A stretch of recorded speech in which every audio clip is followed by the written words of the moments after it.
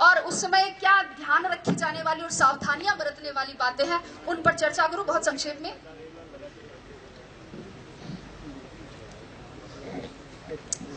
चूंकि अपनी ये जो सफलता की प्रक्रिया, इसको मैं एक कृषि के रूपक से बताना चाहूंगी। अगर मैं बोल रही हूं और आपको लगता है कि समय ज्यादा नहीं हो रहा और आप बोर नहीं हो रहे, तो एक बार तालियां बजाकर स्वागत करें।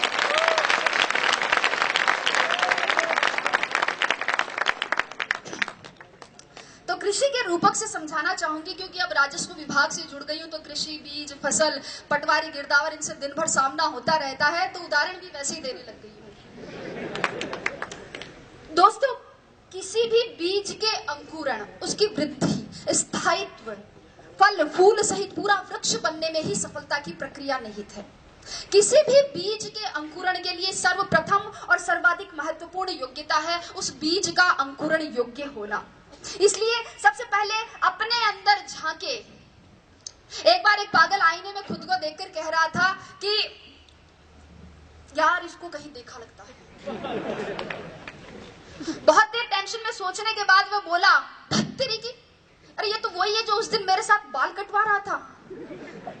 तो ये तो खैर पागल था, लेकिन हम जैसे पढ़े लिखे और स्वस्थ चित्त व्यक्ति भी खुद को नहीं पहचानते हैं, अपने भीतर नहीं झांक पाते हैं। रास्ते में अगर कंकड़ी कंकड़ हो और अगर अच्छा जूता पहना हो तो उस पर चला जा सकता है, लेकिन एक अच्छे जूते में भी अगर कंकड़ हो तो रास्ता चाहे कितना ही बढ़िया क्यों ना हो, उस पर कुछ कदम चलना। मेरे कहने का मतलब इतना ही है कि पहले बाहर की चुनौतियों से पहले खुद की कमजोरियों से जीते, लड़े।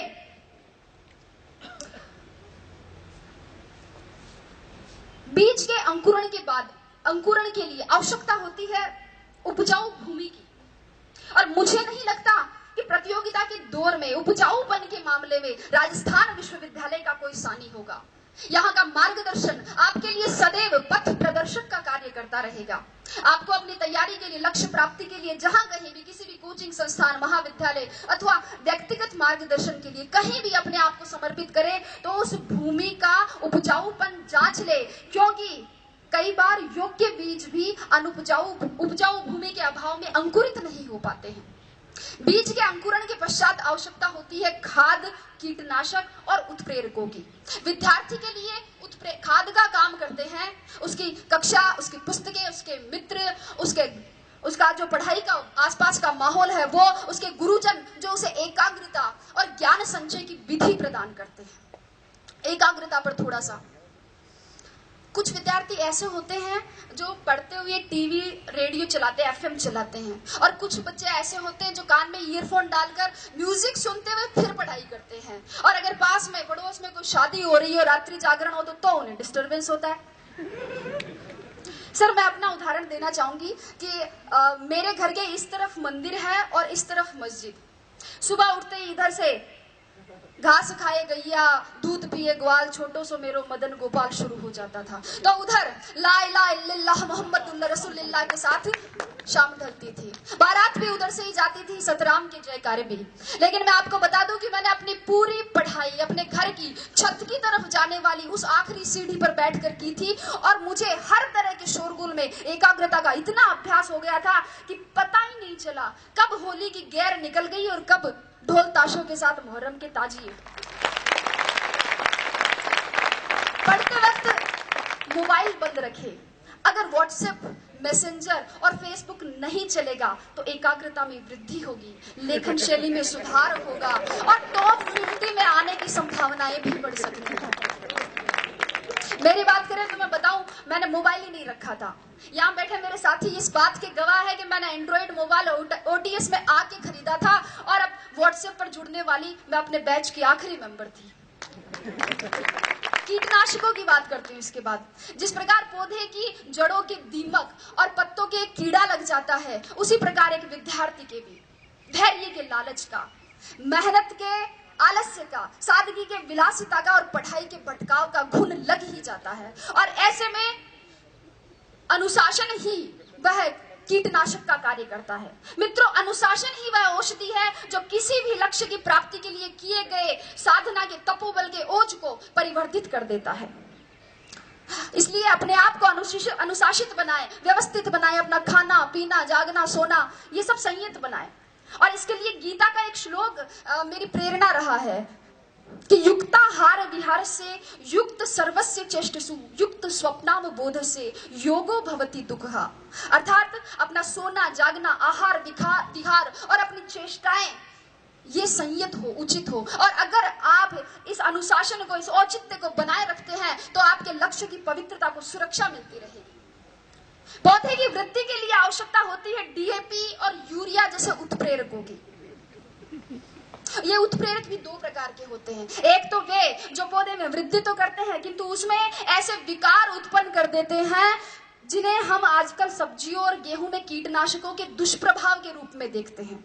और दूसरे वे उत्प्रेरक जो पौधे में प्राकृतिक हार्मोन्स को संतुलित करते हुए उसे स्वस्थ और लाभदायक वृद्धि प्रदान।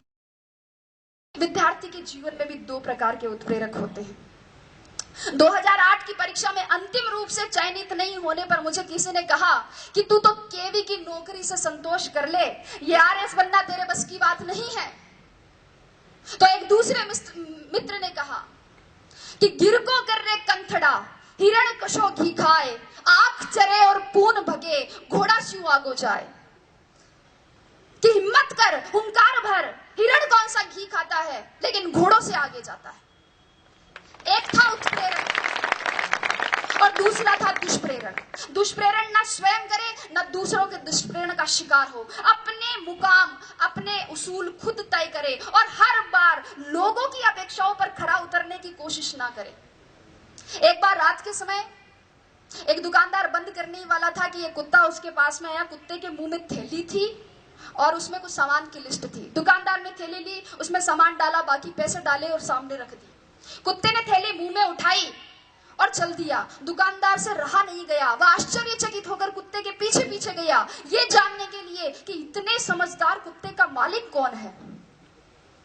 कुत्ता कुछ देर बस स्टॉप पर खड़ा रहा। बस आई, उसमें चढ़ गया। कंडक्टर पास आते ही उसने गर्दन आगे, बेल्ट में कुछ पैसे और घर का पता था। कंडक्टर ने उसे टिकट दे दी, बाकी पैसे बेल्ट में वापस रख दिए। जो ही अपना स्टॉप नजदीक आया, कुत्ता बस में आगे की तरफ आ गया और पूंछ हिलाकर इशारा किया। बस रुकने पर कुत्ता उतर गया और आगे चल दिया। दुकानदार भी उसके पीछे पीछे चला। कुत्ते ने अपने पैर से 2-3 बार दरवाजा खटखटाया। मालिक बाहर निकल कर आया और उसने लाठी से कुत्ते की पिटाई की। आप सोच रहे होंगे कि क्यों? मालिक भी सोच रहा था। उसने पूछा इसका कारण, तब मालिक ने कहा बदतमीज ने सारी नींद खराब कर दी, चाबी लेके नहीं जा सकता था, गधा कहेगा। मित्रों, जीवन की सच्चाई भी यही है। लोगों की आपसे अपेक्षाओं का कोई अंत नहीं है। जरा सा आप चूके कि आप में बुराइयां निकाल देंगे और पिछली सारी अच्छाइयों को भूल जाएंगे। इसलिए आप तो बस अपना कर्तव्य कर्म करें, आगे बहुत सी कठिनाइयां हैं। माझी तेरी कश्ती के तलबदार बहुत है, माझी तेरी कश्ती के तलबदार बहुत है,